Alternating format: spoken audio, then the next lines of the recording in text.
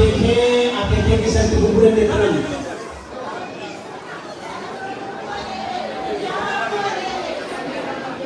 Amatin kaya.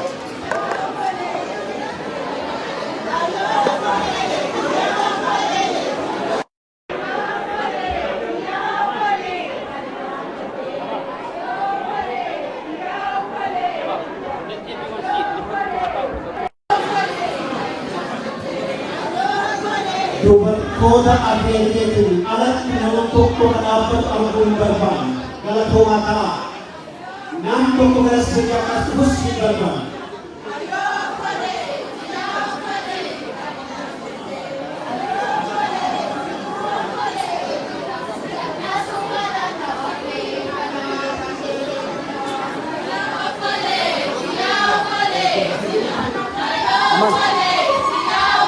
Boleh saya beri nama apa kisah?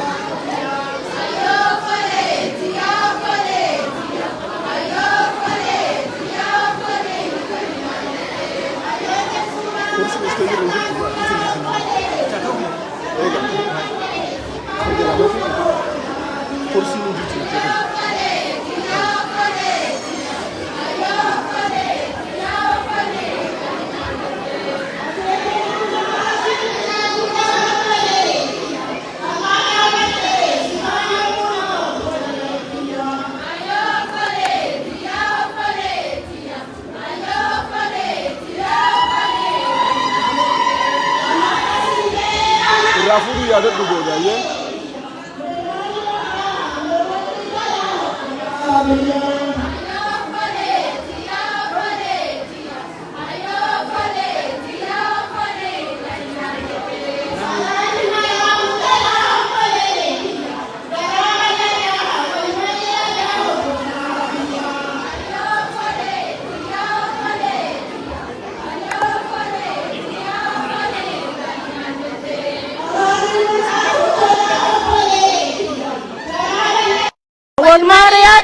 Fola biyan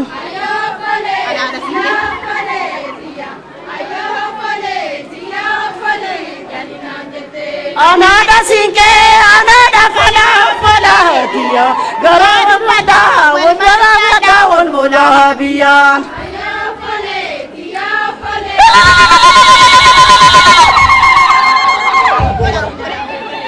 Abu barang sirap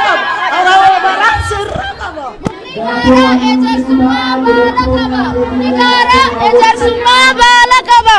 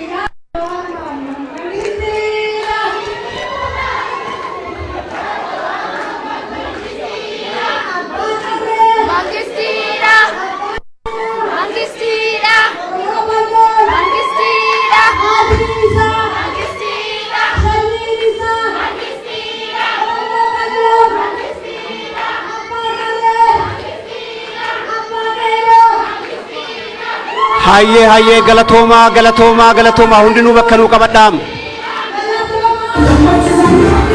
galatoma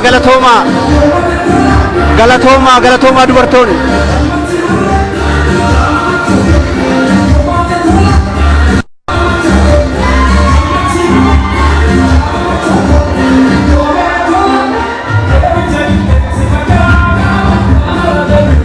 hundi keessanuu bakka naa qabadhaa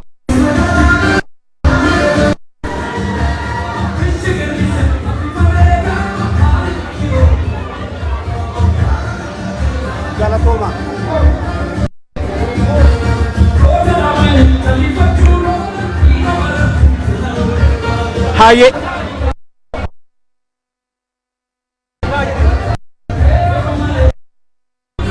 hayyee galatoomaa nama tokkocha dhaabbatu arguun barbaadu. Namni tokko akka hin dhaabbanne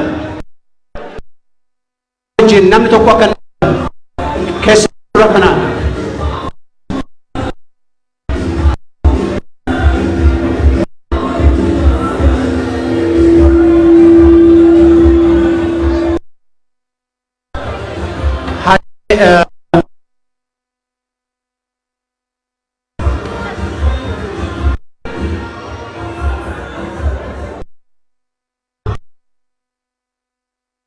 Dhaabbattanis dura kanas dubartoonni teenna hadaraa keessan gannu ta'a. Itti aanu meetaa warri namni hundinuu ta'a. Sagantaan itti aan dhangaa dadhabsiisuudha.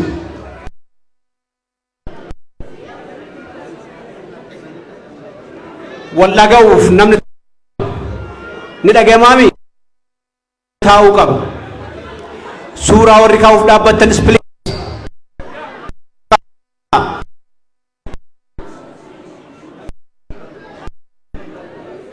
duraan dursee sa'aa keessa jenii amma guuttanii argamuu keessaniif kaalgaarii hedduu mee al takka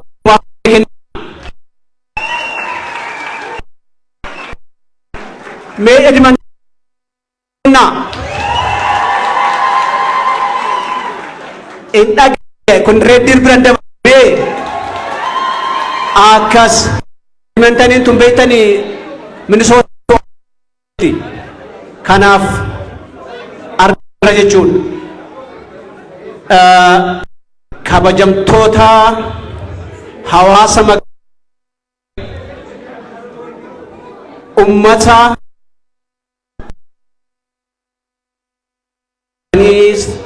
sa'a lama ol raawwatanii dhuftan warra irra caalatti kaatuun irraa karaa shanii olii diraayiv warra dhufe mee hamilee naa kennaafi.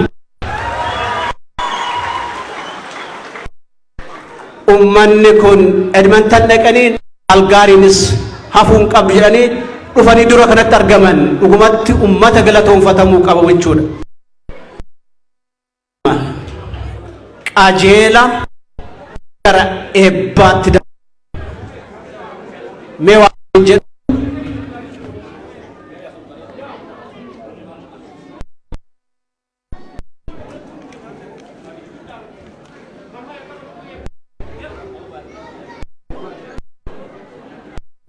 dursee osoo sagantaa tokkotti hin seenin namni taa'u nama dhaabatu sagantaa deemsisuu hin dandeenyu nama dura kanaan hin qabu.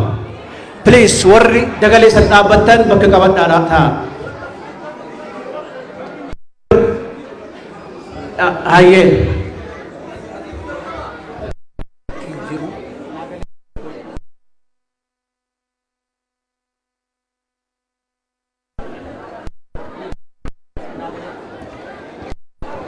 hayyee kanatti aansinee sagantaa jiraa dhangaa dadhabsiisuudha. Dhangaa dadhabsiisuuf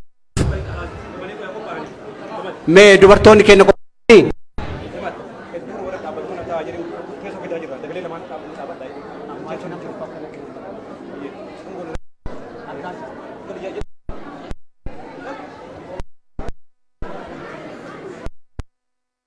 dadhabsiisuuf aadde galgaleen gara kanaatti naa koottaa dura kanatti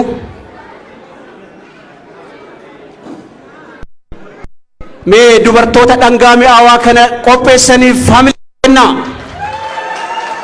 Akkas dhangaa aadaa qopheessanii kanaaf qajeela gara dhangaa dadhabsiisutti deemnaa.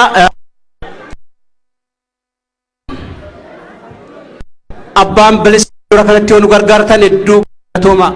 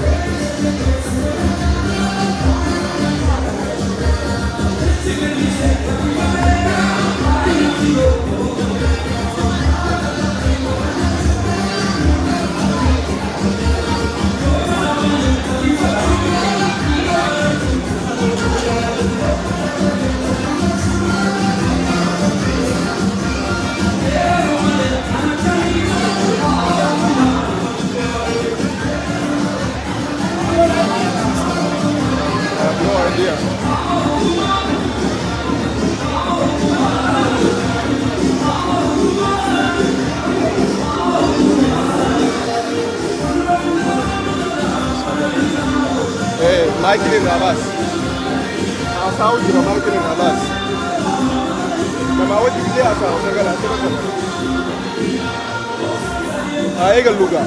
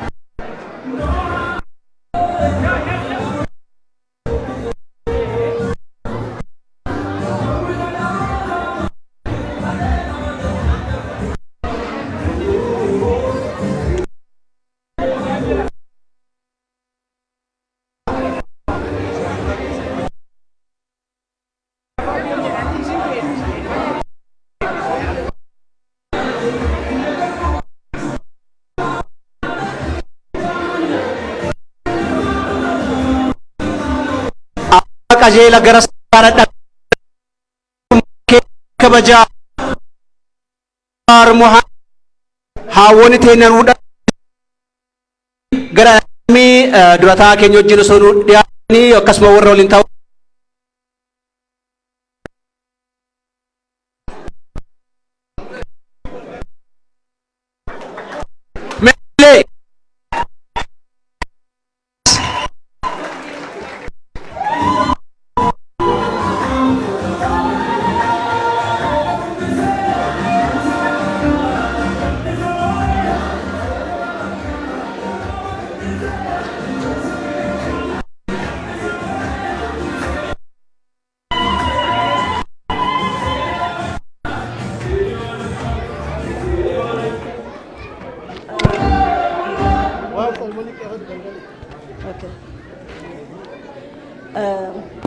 guyyaa dhageenne haadha ijaaruu kenna waaqa galanne haa gayu nu jiraadhu utubaa sibiilaa ta'ii hin cabini hin dabini arfiinsi argatini namni silaale nama gaara laale haa ta'u namni maa yaade bishaan cilee bishaan buute haa ta'u waaqni Oromoo si haa eegu Oromoo miskiina waan Oromoo si eegu Oromoo eebbisaa falaa mucaa kana waan isa keessaa isinii dubbataa jira arrabni lafeen qabu lafee nama cabsa lafee waliin cabsina waaqaa jedha mucaa kana fala eebbisa baqqalaan illee as keessa jira namni keenya meeqatu du'eera ka dhugaa qabu meeqatu as keessa jira dhiifama naa godha uumama garaa wanna jedhu booyaa dhiifama naa godha falaa Oromoo falaa walafoon dhaabatina rabbii jedha waan arganne waliin argan waan namne waliin nam rabbii jedhaati nama miliyoona jahatamaati nama jahatu dubbata kana amanaa fudhadhaati mucaa kana fala ijoollee tana fala baqqalaan as keessa jira martuu as keessa jira akkuma as keessa jira isatu nu afoo dhaabate malee biyyati asii fuula gammoo isinitti meera rabbii tokkocha sodaadha walii caqasa rabbii jedha lachuu irraa baan lachuu foon keen gara wal finnuun qabnu bilis rabbumaa jedhaati wala foon dhaabatina rabbii jedhaati rabbi si haa falu utubaa sibiilaa ta'e hin cabin hin dabin amman doosi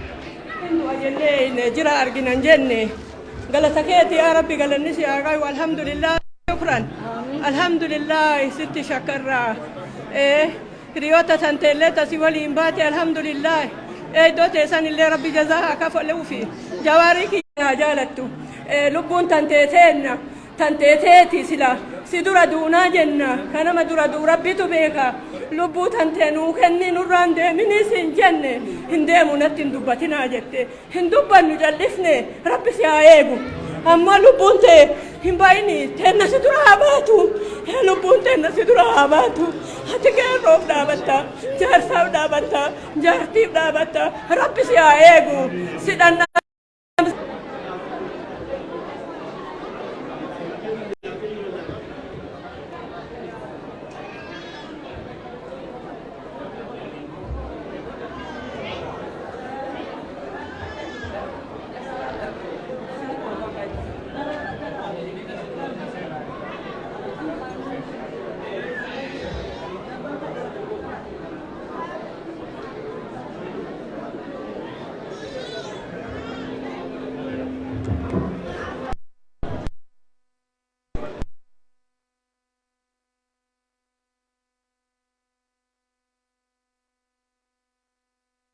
Ani mata mas furagat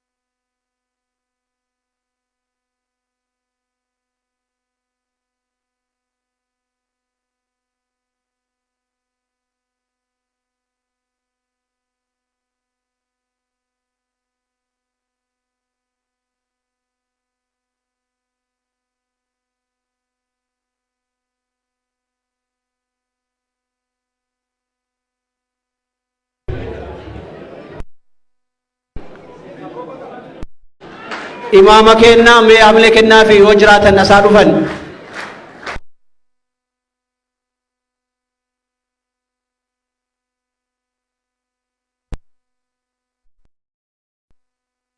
عمل كنا في يسجرون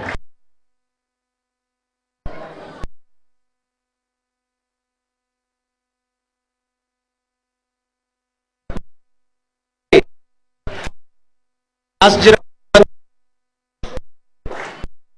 بكلا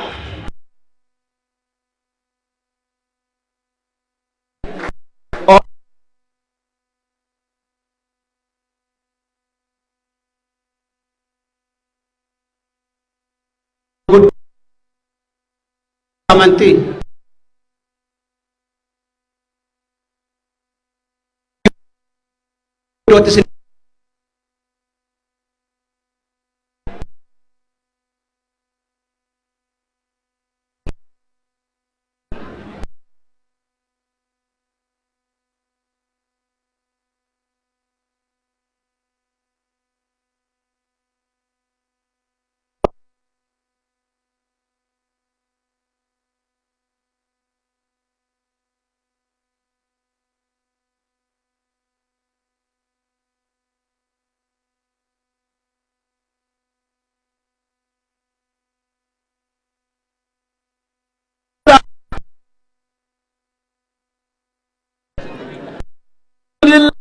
رب العالمين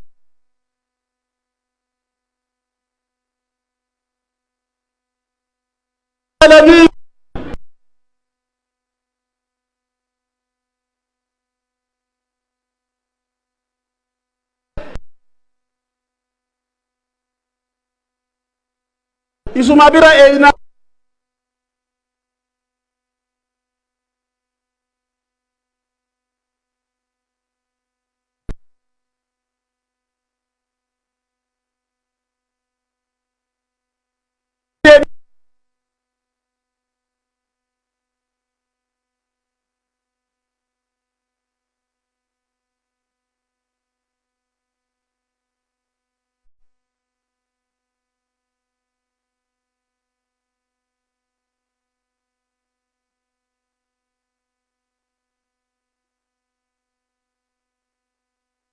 الرياضة دي قرتي على التدريب نبتون دراسة بينا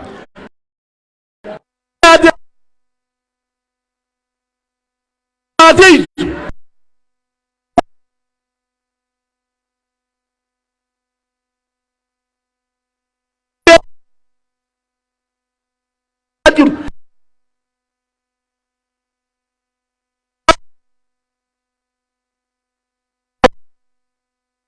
قالت يلا ذاك ما قال لي كوجو ورا غرغر بتنا هو ربي نقود انغان دكارا نياتو ني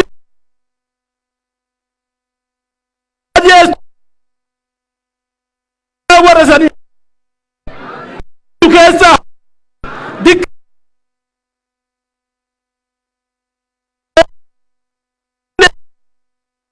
نرى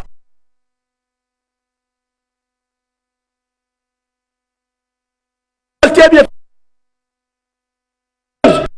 بيجي ولا بقى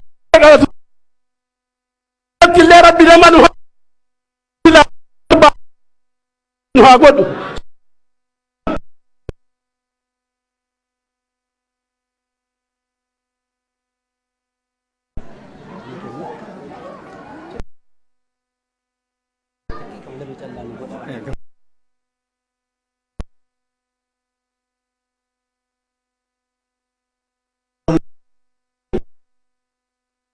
Bagana ganuftee akka waldaatti Waaqayyoon yeroo dheeraadhaaf kadhataa turre maqaan Waaqayyoo eebbifamu nagaadhaan nu gidduutti argamuu keetiif maqaansaa haa eebbifamu. Daqiiqaa 3 yookiin 4 duwwaa sakandii 2 yookiin 3 harka keessan mirgaa gara Waaqayyootti ol kaasaa. Harka mirgaa Oromoon mirgaan nama eebbisa. Harka mirgaa haadholiinis obboloonni durbaa dhiirris durbis harka mirgaa ol kaasaa. Waaqayyoo mirga siif haa kennu Jawaar. Mirgaan ba'ii mirgaan gali. Afaan kee keessaa sagaleen ba'u lafan bu'in Waaqayyoo mootummaa isaa dabarsee sitti haa kennu. Mootummaan biyya sanaa furtuun biyya sanaa maqaa Yesuus Kiristoosin harka keetti kan gale haa ta'u. Ba'uun kee galuun kee Waaqayyoon eegamuudhaan haa ta'u. Waaqayyo mirga siif haa kennu. Garaa saba kanaa Waaqayyo tokko haa godhu. Qalbii saba kanaa Waaqayyo tokko haa godhu. Hamaa nurraa haa rukutu. Kan gargar nu baasu Waaqayyo nurraa haa baasu. Kan gargar nu facaasu Waaqayyo nurraa haa facaasu. Oromoo mirgaan galaa Waaqayyo sin haa eebbisu.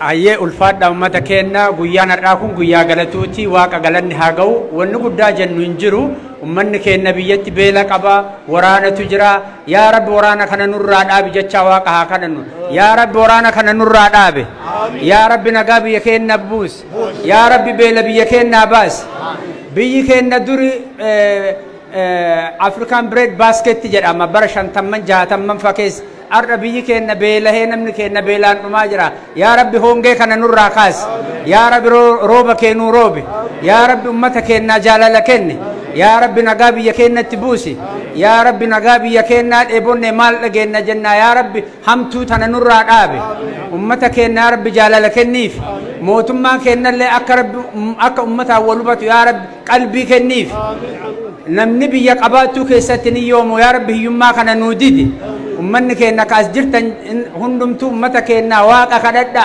ummata ka waaqa kadhadha rabbi nagaa biyya keenyatti haa buusu jawweellee rabbi sababa isaatiin biyyi keenya nagaa haa ta'u namni yoo rakkate inuma lolataa rakkoo walii beekuu akka dandeenyu rabbi qalbii nu haa kennu jawaariin rabbi isa haa tiksu ijoollee teenya ta'idhaa jirtullee rabbi hidhaa nu haa baasu bakka jiranitti isaan haa eegu fayyaa isaanii haa kennu baqqalaan kennallee kanuuf jecha umrii isaa guutuu rakkate nu biraa dhufuu dhabuu isaa hedduu gaddina bakka jirutti rabbi isa haa eegu hunda kennayyuu rabbi haa eegu biyya teenya kanaadaallee biyya nagaa gargaartu tana akka oromiyaa keenya warra beelee kana nu gargaartu rabbi haa gargaaru guyyaan kun guyyaa nagaa nu haa ta'u hoffolaa.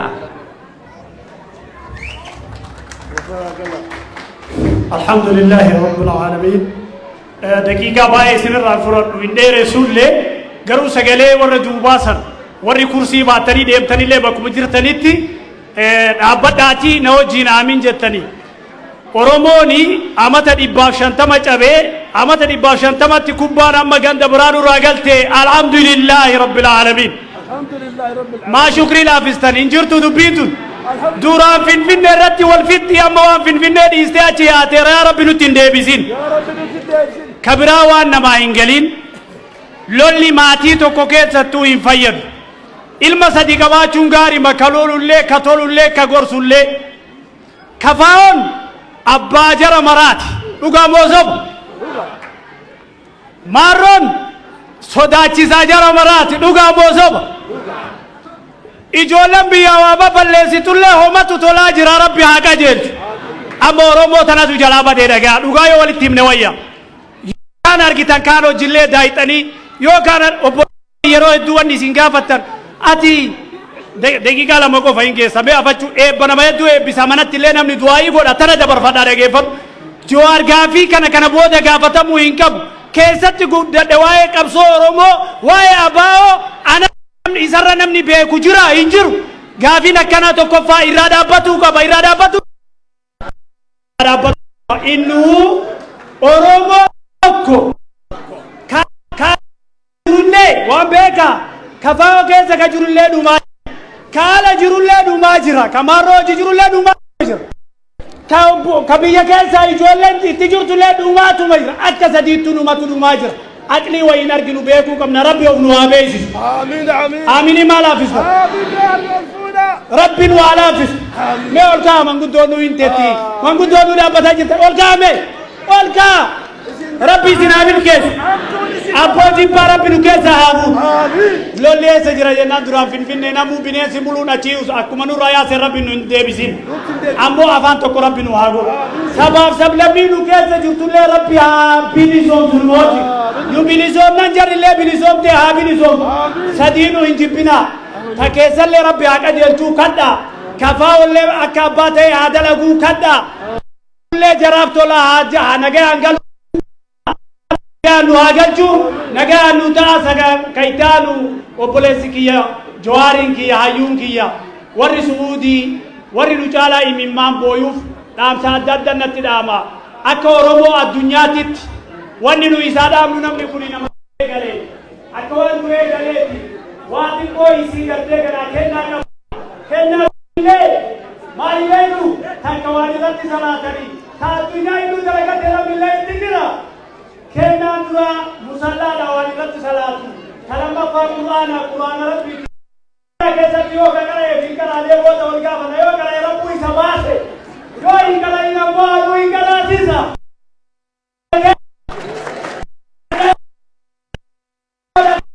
ala makasalu ka matani shakka maji jo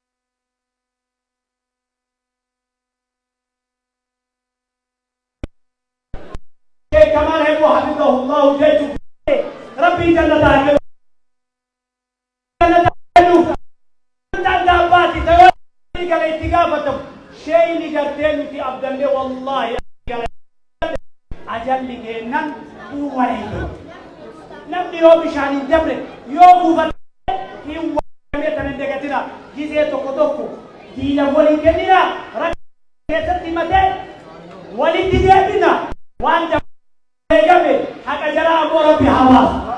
Isi Rabbi Hamil kes. Boro bori tahu. Ifai le balaka lebas le unna lebas ni nama le idam ne. Haka ke Rabbi Muhammad. Subhana rabbika rabbil izzati amma yasifun. Wassalamu ala mursalin walhamdulillahi rabbil alamin. Wa galiyo bi rabbil rai. Hamdulillah bi nafsi wa min ash-shaytan. Wassalamu alaikum wa rahmatullahi wa barakatuh. Wa alaikum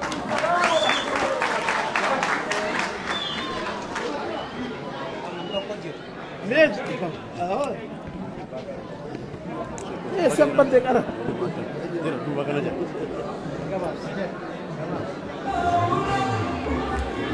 Anillee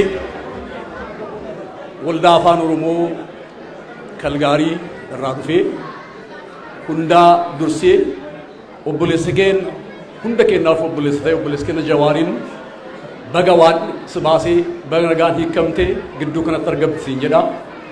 Kanattaan sun isinis warri adda iddoo kanatti argamtan nagaa taatanii fayyaa guutuu qabaattanii dhukkuba barri fideef rakkinna dhalate hundaa keessa ceetanii guyyaadhaatiin baga baatan baga guyyaadhaa geessan isinin jedha.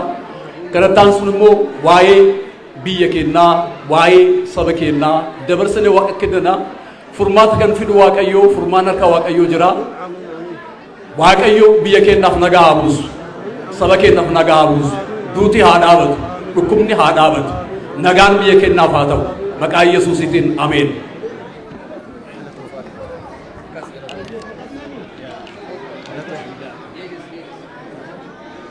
Hayyee mee tukaa akkas ayyoonni amantii eebbanuu gootan hawaasa keenya dhagayamaa duuba sanii hin dhageettuumi bareeda.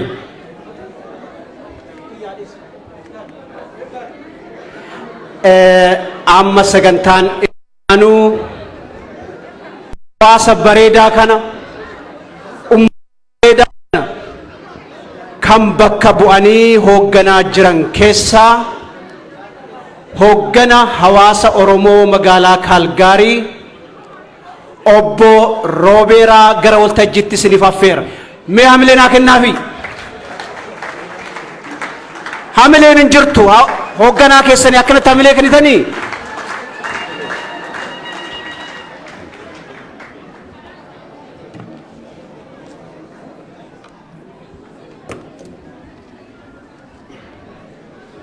Jirtu sagaleen hin jiru jirtuun jedhu baga jiraattan gammaddanii mee si'a tokko ammallee irra deebinee anaa wajjin Jawaariin simannu harka keenya walitti rukunne.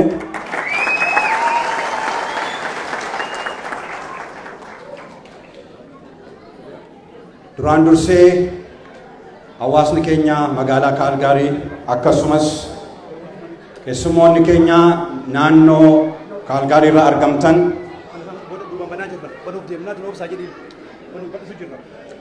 na of kalchaa ergaatu dhufee duubaan banaa jirra waan ta'eef nu of kalchaa hin deeminaa isinii jedhu. Hayyee gara ergaa kootti seena. Duraan dursee hawaasni keenya magaalaa Kaalgaariidhaa fi akkasumas naannoo isheerraa addana galgala kana carraa kanaan obbo Jawaariin nu wajjin simachuudhaaf warri argamtan hundumtuu baga nagaan dhuftan isiniin jedha.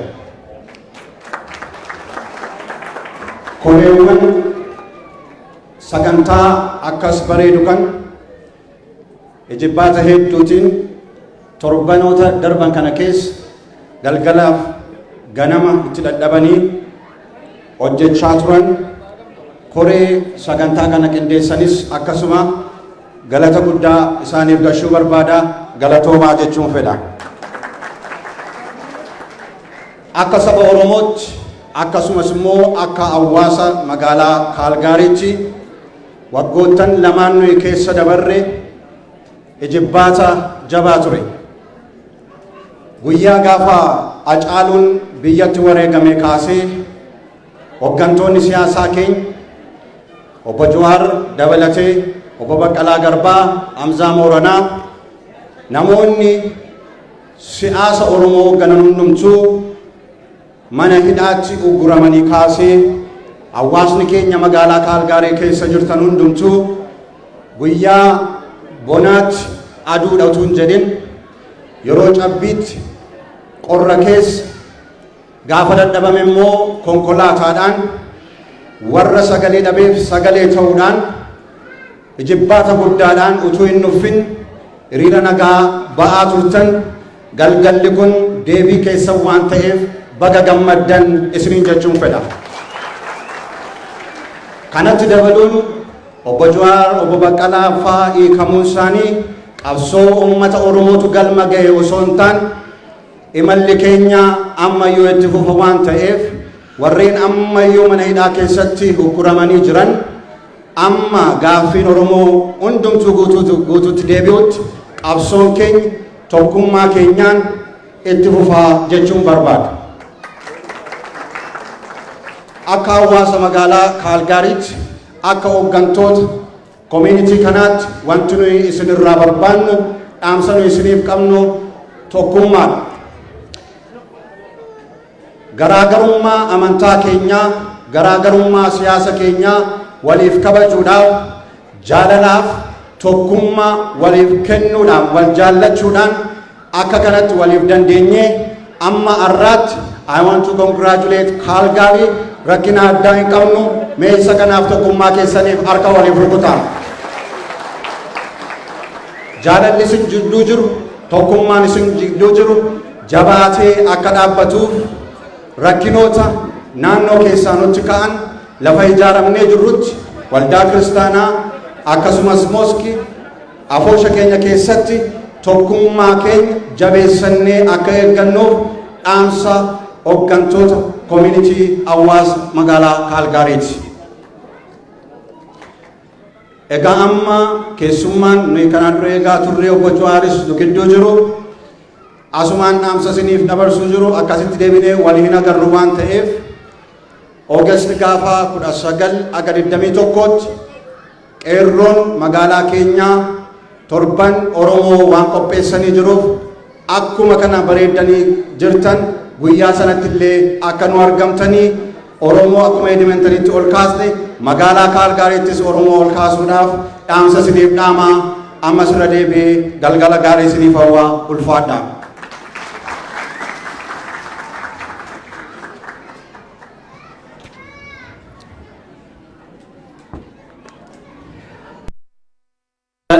Ta'a yookiin hoogganaa hawaasa magaalaa Kaalgaarii mee hamilee naa teessisaa. Galatooma guyyaa har'aa waan tokko akka waadanaa seentan barbaada. Ummanni asitti argamtan hundi keessan akka jabaatu yoo barbaaddan ta'e miseensa ta'uun dirqama. Mee har'allee miseensa harka namni jettan namni galatooma I know isin beeka hundi hedduun keessan akka miseensa taatan ka keessaa haftanis yeroo communitiin isin waamtee tan kabajaan asumaan isin affeeruu barbaada. Suudaan akka bareedu keessaa koree nama hedduu isa keessaa daqiiqaa takkaaf dhaamsa isinii dabarsa. Obbo Mustafaa Kadir gara waltajjii mee naa simadhaa. Galatooma waan guddaa jennu qabnu obboleessa keenya qorraan hawaasni kun ala kanatti booyaa ture ijaan arguu kennaaf gammachuu guddatu nu dhagahama. Ijaan isa arguu fi mee hamila yeroo tokko kenna. Kabiraa sagantaan keenya kadhumaati Kaalgariin garuu maal jetti faranjiin we are the last but not the least jedhe. Wanni isiniin jennu waa baay'ee waan bareedatu deemu asirratti jira. Sagantaan amma duran deemin wanni bakka biraatitti hin ta'in gara hundarra laallee qopheessinee jirra. Obsaan nu caqasaa fida waan guddatu ta'uuf deema. Waan guddaa isiniin jedhu qabu dura irra guddaa obboleessa keenya bagarbi asitti nu garsiise gaggabaabsaa deemna. Galatooma obsumaan nu eega. Bakkiin hanqatee nama haganaa ispeektiin goone galmaan alatti illee namni baay'ee dhaabataa jira. Obsumaan eega. Jawaarin rabbitu isa eebbise nama rabbi eebbise nama waaqni eebbise homaa godhuu hin danda'amu. Namni waamnee dadhabne communitiin waamee dadhabe afooyinni waamee dadhabe bakka hundarraa yaa'ee dhufe jaalala namaa rabbitu sii kenne. Ammas irra deebine waan inni jedhu tokkotu jira. Namni Oromoo ganee milkaa'e tokko hin jiru jedhe. Dhugaami rabbi nutti ilaaleen malee namni jawaaritti bu'ee hoffolelle hin jiru. Rabbi irraa haa tiisu. Akkuma isiniin jedhe sagantaa kana kan qopheesse community Oromoo aboosha Oromoo keessaa dargaggoota Oromoo keessaa Oromoo fakkaannee Oromiyaa fakkaannee nama hunda fakkaannee asitti dhufne tokkummaan keenya baay'ee guddaa waan nuu kenne kana Oromoo hundaaf rabbi haa kennu. Nan gabaabsaa waa baay'ee bareedatu jira waan bakka biraatti hin jirretu jira. Kanaaf suutumaan nu eega guyyaan heexoma jedhaniimi obsumaan nu eega. Jawaar keenya obsumaan nu eegi achumatti sittillee ho'uu dadhabdus tunta dhumaati jabaan galatoomaa ulfaadha.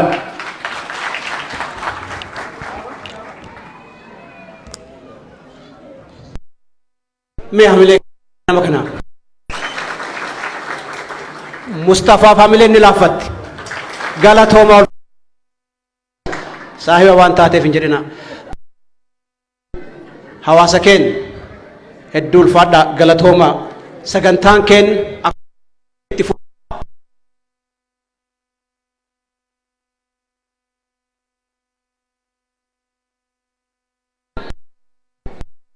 bara lamaan kana yeroo fakkaattonni isaa mana hidhaa keessa turan maal keessa dabarsin yaadachuu barbaachisaa. Yeroo qabbana keessatti gangalachaa turre san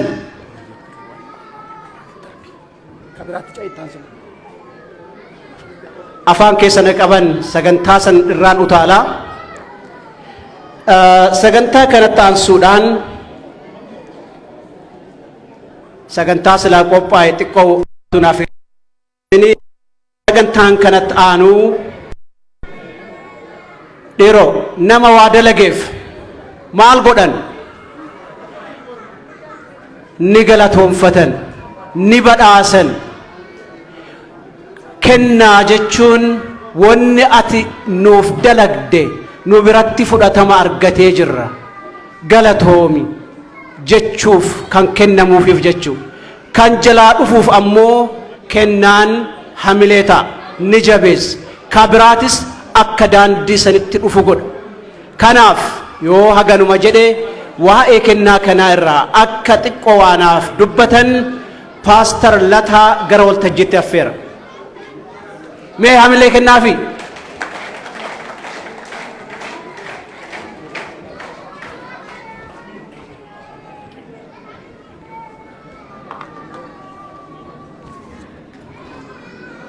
Duraan dursee hunduma keessanuu nagaan Waaqayyoo isiniif haa baay'atu. Akkam jirtan? Huursaatii nagaa jirra jedha nagaa yoo jiraattan. Egaa duraan dursee ammas obboleessa keenyaa Jawaar Mohaammed baga Waaqayyoo mana hidhaa san keessaa si'iif obboleeyyan si wajjin turanii baga Waaqayyoo nagaan isin baasee arrammoo saba isin jaalatu saba waa'ee keessaniif yeroo hundumaa karaa hundumaa waa'ee keessan yaadu gidduutti akka argamtu baga Waaqayyoo carraa kana si kenne isinis immoo sabni guutuun baga Waaqayyoo yeroo kanaan nu ga'e Waaqayyoo isa yeroo kanaan nu ga'e karaa hundumaatti isa nu gargaareef mee yeroo tokko harka keessan rukutaa galata kennaafi. Kennaa kanatti otoo hin darbini urga imalli galatoomaa tuur jalqaberraa carraa argadheen haasaa ture hundumaa argaa ture. Obboleessa keenya kanatti namni waan tokko dhaamaa ture. Ergaa gabaabaa tokko obboleessa kanaaf qaba. Akkuma baay'een keenya dhageenye nami hundumtu gara biyyaatti hin deebini hin galini lubbuu keef wabiin hin jiru jedhaa turani. Seenaa macaafa qulqulluu keessaa seenaa ergamaa Phaawulos jedhu tokko na yaadachiise. Gaaf tokko ergamaan Phaawulos gara Yerusaalemitti ol hin deebi'ini. Yoo Yerusaalemitti deebite hidhamuutu jira, doorsifamuutu jira, isa duwwaa miti ajjeefamuun illee hin jira, hin deebi'in jedhanii warri Phaawulosin jaalatan michoonni isaa duuka buutonni isa wajjin turani hin kadhatani. Yeroo kana Phaawulos akkana jedhe, yaa jara kiyya obboleeyyan kiyya waan naa yaaddaniif akkana jettanii ani garuu jedhe jireenyi kiyyas mul'anni kiyyas kaayyoon kiyyas Yerusaalemitti ol deebuudha malee Yerusaalem irraa hafuudhaa miteedha.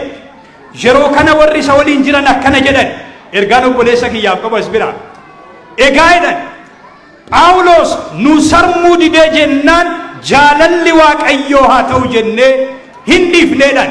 Egaa obboleessi keenya bakka ga'e hundatti isaaf warri isa wajjin jiran biyya kanatti nafu Yerusaalem Oromiyaatti deebi'uun Itoophiyaatti deebi'uun dirqama waan jedheef nutis immoo jaalalli Waaqayyoo haa ta'u bakka dhattuuf iddoo dhattutti milkaa'ii jennaa isa kana jechuu barbaada. Egaa akkuma dubbatame amma yeroo waa'ee kennaarraa ergaa xiqqoo gabaabaan dubbadha. akkuma obboleessi kiyya ammasii dubbate kennaani nama waa hojjetee fi galatoomi jechuun baay'ee barbaachisaadha. Aadaa akkanaa hawaasni Oromoo wal gidduutti of gidduutti dagaagsuun baay'ee barbaachisaadha. Kanaaf warra sabaaf qabsaa'an warra sabaa lubbuu isaanii kennan galanni guddaan akkuma isin beektanii bilisummaadha. Kanaaf hojii sabni Oromoof ummanni Oromoo hojjettoonni hundumtuu hojjetaa jiranii fi obboleeyyan keenyatti wareegaman galanni kennaa galanni obboloota kanaa inni guddaaf inni jalqabaa gaaf tokko Oromoof Oromiyaan bilisummaa isiiti Waaqayyo kana hin fida. Egaa amma gara kennaatti darbinaa kennaa nuti kennuuf deemnu kennaa Oromoo fakkaatu kennuudhaaf deemna.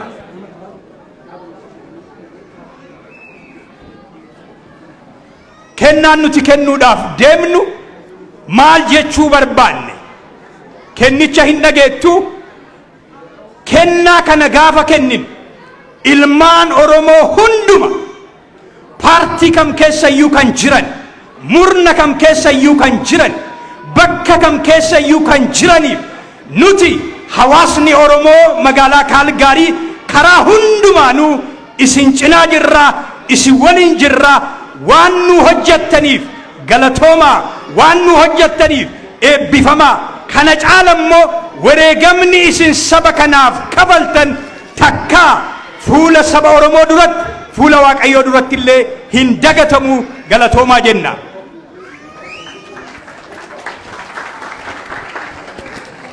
Pastor Lataa Sumanaturi kennaa kana kan nuuf kennan obbo Jaafar Ahmed Jaafar yoo jidduu keessan jiraat obbo Jaafar Ahmed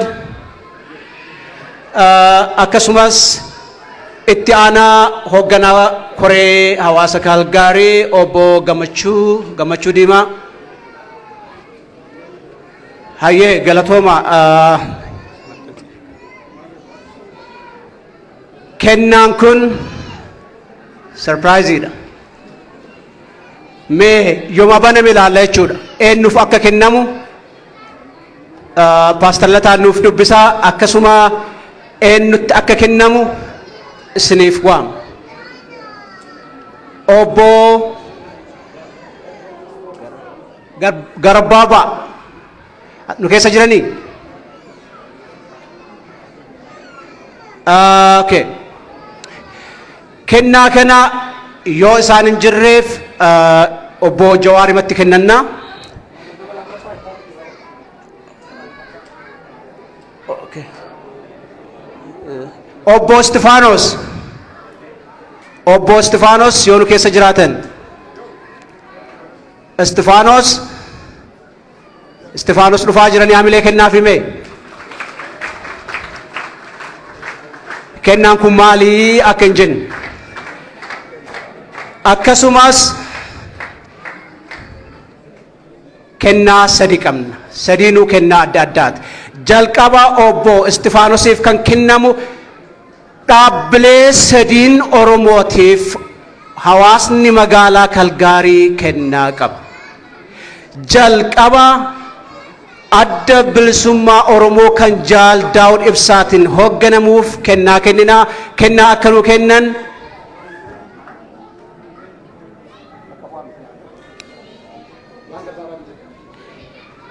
kennaa kana itti nuuf kennaa galatoomaa.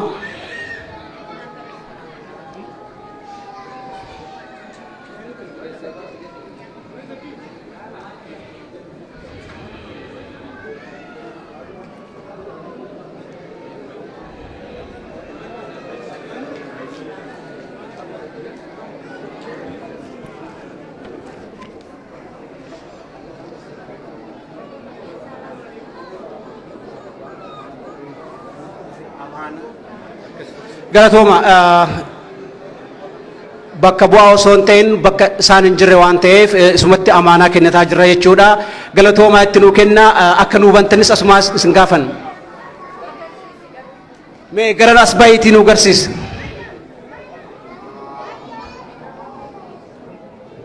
Hamileen kennitaniif himee. maal akka jedhus haa nuu dubbisu. Namni mana tokko ijaaru citaa waliin saamu. To Oromo Liberation Front. Namni mana tokko ijaaru citaa waliin saamu.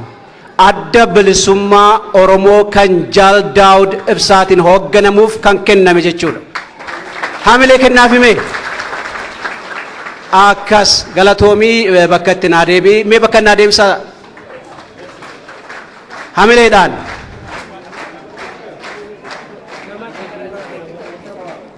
Akkas galatoomaa kan itti aanu kennaa kaafaa of kennamu qajeeluma obbo Jawaar Muhammadiif kenninaa mee hamilee naa kennaafi.